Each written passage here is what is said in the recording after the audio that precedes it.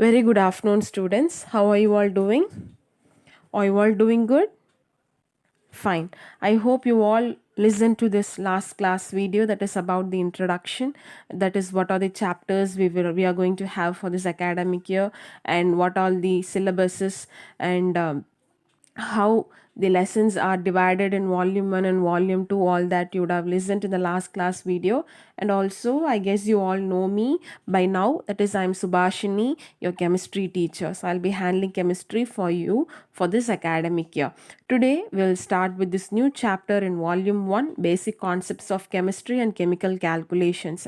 So as we discussed earlier in the last class, this lesson is going to be full of calculations, that is how to calculate the atomic mass, molecular mass, oxidation number, balancing the redox reactions, and then stoichiometry calculations, limiting reagent calculations, all that we will be discussing in this chapter. So the introduction part of this lesson will be about matter. So what is matter? Can anyone just recollect, or everyone, can you just recollect what is the definition of matter? Definition of matter you would have studied from your 7th standard, I guess. So what is a matter? Anything which has mass and occupies space, we call it as matter. Yes or no? Anything which has mass and occupies space. For example, if you take any chair, it has a mass. Yes or no? It has a weight, and also it occupies some space wherever it is placed. So it is called as matter. So everything in this world occupies space and it has a mass. So we call them as matter. So everything in this world is made up of atoms. So atoms, they, depending upon the arrangement of atoms, we have 3 different states of matter. If the atoms are very tightly packed, they are solids. Little loosely packed, they are liquids. More space between the atoms, they are gases. So we are going to see the classification of matter. So how this matter is classified? So based on the based on this classification, we have physical state and chemical composition. Based on the physical state and based on the chemical composition, we have this classification of matter. So if you see here, matter has been classified based on the physical classification and the chemical classification. Based on the chemical classification, we have solid, liquid and gas. Based on the chemical classification, we have mixtures and pure substances. So here mixtures are homogeneous mixture and heterogeneous mixture, and pure substances are elements and compounds. So I guess you all know what is homogeneous and heterogeneous. Homogeneous means uniform phase. One single phase will be seen throughout the solution. We call it as an homogeneous solution. Heterogeneous solution means more than one phase. So you can see 2 different layers of a solution. We call it as an heterogeneous solution. And elements means what? Same kind of atom repetitively arranged, we call it as an element. Compound means more than one kind of an atom is present, means we call it as an compound. So here, physical classification of matter. Matter can be classified as solids, liquids and gases based on their physical state. So based on their physical state, they have been classified. The physical state of matter can be converted into another by modifying the temperature and pressure. So how can you convert from one state of matter to other state? If you increase the pressure in liquids, what will happen? The space between the liquid particles will be reduced and they will get tightened and they will become as a solid. By changing the temperature and pressure, you can change the state of matter. And another example, if you increase the temperature by cooling the ice cube, what will happen? Ice cube is a solid. If you increase the temperature of the surroundings, what will happen? It will melt quickly and convert into an liquid. So that is the another method of converting of one state of matter to another state of matter. Chemical classification. Matter can be classified into mixtures and pure substances based on their chemical compositions. So if you see here, mixtures consist of more than one chemical entity. We call it as a mixture. So they can be further classified into homogeneous and heterogeneous. Pure substances are composed of simple atoms and molecules. So they are further classified into element and compound. So element means what? They will consist of only one type of atom. Just now I told you elements are consist of only one type of an atom, and we know that an atom is the smallest electrically neutral particle being made up on fundamental particles, namely electrons, protons, and neutrons. And elements can exist as monoatomic and polyatomic units also. So we have monoatomic means only one kind of an atom will be present. Diatomic means H2, hydrogen is a diatomic molecule because two same kind of atom is repeated. So two same kind of an element is repeated. It is diatomic. More than 2 or 3 we call it as in polyatomic. For example, phosphorus, it exists as P4 or P8. So the polyatomic elements only we call it as molecules. For example, monoatomic unit is gold and copper. Polyatomic units if you take hydrogen, phosphorus and sulfur. Next is compound. Compounds are made up of molecules which contain 2 or more atoms of different elements. So it will have more than one type of an element. We call it as a compound. Example, carbon dioxide, glucose. If you see carbon dioxide here, it has carbon and oxygen. So both are different element. Glucose, if you see C6H12O6, it has carbon, hydrogen and oxygen, and hydrogen sulfide H2S and sodium chloride NaCl. They are having more than one kind of an element. We call it as a compound. So if you see here, this evaluate yourself part is given in our textbook. If you see here, by applying the knowledge whatever we discussed now, we have to classify these substances or these compounds into elements, compounds, or mixture. If you take sugar, sugar will come under a compound because sugar is C12H22O11, and seawater is also consist of table salt. Yes or no? So NaCl, seawater also will come under this compound only, and distilled water also will come under compound because H2O is the molecular formula. Carbon dioxide CO2, which is also a compound. Table salt NaCl, it is also a compound. Silver plate is made up of pure silver, so it will come under this element. And copper wire, it is also made up of completely of copper, so it is an element. And naphthalene balls, if you see, it is a compound. And if you see seawater will not contain only sodium chloride, it will also have some other mixture, so it will come some other elements or compounds, so it is called as a mixture. Next is atomic mass. So what is meant by an atomic mass? The atomic or a unified mass is defined as 1/12 of mass of carbon-12 atom in its ground state. So 1/12 of carbon-12 means, if you see the mass of an carbon atom is 12. Yes or no? The atomic mass of carbon atom is 12. So in the olden days, people, they didn't had proper method to weigh the atomic masses. So ஒரு atom ஓட weight எப்படி calculate பண்றதுன்னு தெரியல. Say they took carbon as an relevant. They took carbon as a reference. So இப்போ நம்ம கடைக்கெல்லாம் போனோம், if you are going for a shop, how does the shopkeeper will give you a 1 kg of rice using a beam balance? He will use the 1 kg of stone on the other side, and the other side he will weigh the rice. Yes or no?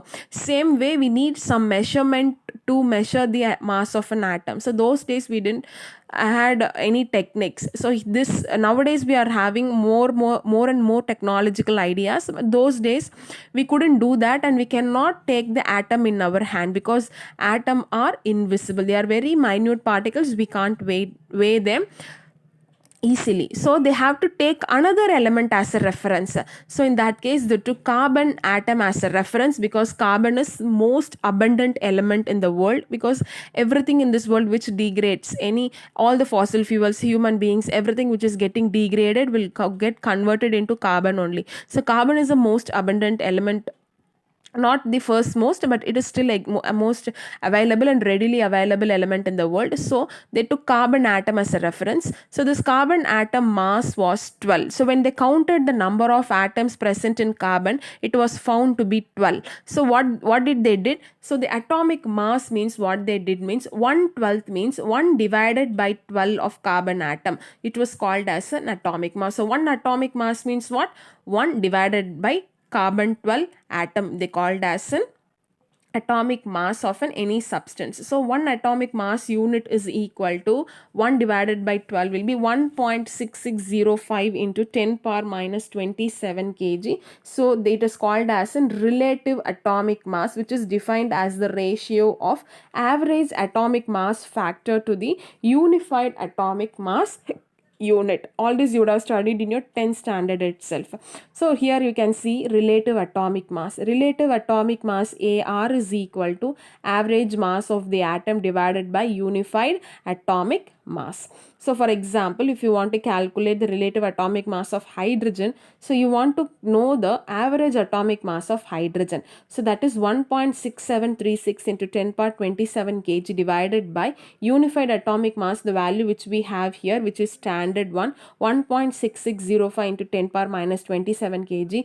If you do the simplification, the answer will be 1.008 unified, that is approximately. What is this average atomic mass? Average atomic mass is defined as the average of atomic mass of all the atoms in their naturally occurring isotopes. We all know there are isotopes also available. So we don't have only one type of an atom. Few atoms, they have their own isotopes also. Isotopes means what? Same atomic number but different mass number. We call it as an isotope. So here அப்படி isotope exist ஆகிற எலிமெண்ட்ஸ்க்கு எல்லாமே what will be the atomic mass? If you take carbon, carbon 12 is there, carbon 13 is there, carbon 14 is there. These are the three different isotopes of carbon. So what you will do, which one you will take it as an atomic number of carbon, either 12 or 13 or 14? There raises a confusion. So what we have to do, we have to go with the average. So if you see here, the example given here is we have chlorine 17 and chlorine 35 and chlorine 37. So the difference is number of the protons. So the number of protons will be changing. Number of neutrons will be changing here. Protons and electrons will be same. Neutrons will be changing. So in chlorine 35 electrons are there. In chlorine 37, 2 electrons are more because it is an isotope. So in that case, what will be the atomic mass? 35 or 37? So we need to go with the average calculation. To calculate the average, we need the percentage abundancy of that particular isotope. So the percentage abundancy means how much it is existing in this world. So chlorine 35 is 77% available and chlorine 37 is 23% available. So you all would have done this problem in your 10th standard itself.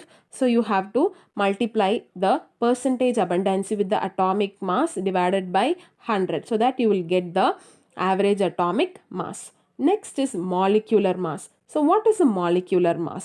So that is similar to relative atomic mass, we have relative molecular mass, which is the ratio of mass of a molecule to the unified mass unit, atomic mass unit. The relative molecular mass of any compound can be calculated by adding the relative atomic masses of its constituent atoms.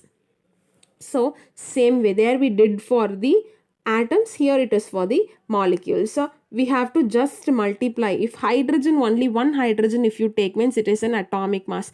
2 hydrogen are the mean it is a molecule. So what you have to do, multiply the value of hydrogen atom into 2 so that you will get the value for the molecule.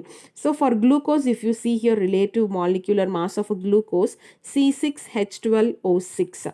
So you can see here 6 carbon, 12 hydrogen, 6 oxygen. What could be the molecular mass? So what you have to do is multiply the number of carbon atoms with its respective atomic number. So if you are having 6 carbon atoms, 6 will be multiplied by atomic number of carbon. So 6 into 12, which is the atomic number of carbon. And hydrogen, you have 12 hydrogen. So 12 into atomic number of hydrogen is 1.008 plus glucose you have, oxygen, you have 6 oxygen. Atomic mass of oxygen is 16. So 6 into 16. When you add, you will get the molecular mass of glucose, which will be 180.096 unified. Is it clear? So these are some of the relative atomic masses of some elements. So hydrogen is 1.008. Carbon is 12, nitrogen is 14, oxygen is 16, sodium is 23, magnesium is 24.3, sodium is 32.7, chlorine is 35.5, 45. 39.10 is potassium, calcium is 40.08, chromium is 51.9, manganese is 54.94, iron is 55.85, copper is 63.55. So these are the values, and it should be remembered every time, because problems can be asked for any kind of a molecule. Mostly from this element only you will get, combination of these elements only you will get, so you must be knowing all the values.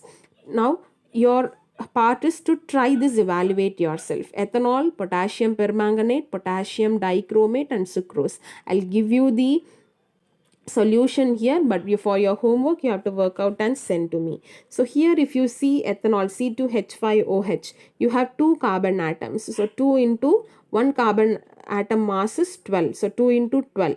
For hydrogen, 5 into the value of hydrogen is 1. For oxygen, only 1 oxygen we have, 1 into atomic mass of oxygen is 16. Again for hydrogen, 1 into 1. So you have to multiply and add and get the answer.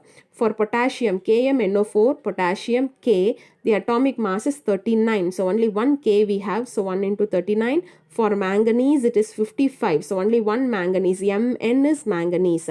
So only 1 manganese we have, so 55 into 1. And 4 oxygen we have, so 4 into 16. And K2Cr2O7, if you see here, again potassium 2 K2 we are having, so 2 potassium we are having, 39 into 2. Chromium we are having 2, so 1 chromium is 52. Atomic mass of chromium is 52, so 52 into 2. And then 16 into 7, because 7 oxygen atom we are having. Next is C12H22O11, which is sucrose or sugar. So 12 carbon atoms and atomic mass of carbon is 12. So 12 into 12 plus 22 hydrogen atom, and the atomic mass of hydrogen is 1. So 22 into 1. And oxygen we have 11. 1 oxygen atom mass is 16. So 11 into 16. And what is the definitions we are having in this part? So what defined relative atomic mass means? You have to write this answer. Relative atomic mass is defined as the ratio of average atomic mass factor to the unified atomic mass unit with that equation. And average atomic mass means average atomic mass is defined as the average of the atomic mass of all atoms in their naturally occurring isotopes. And your homework will be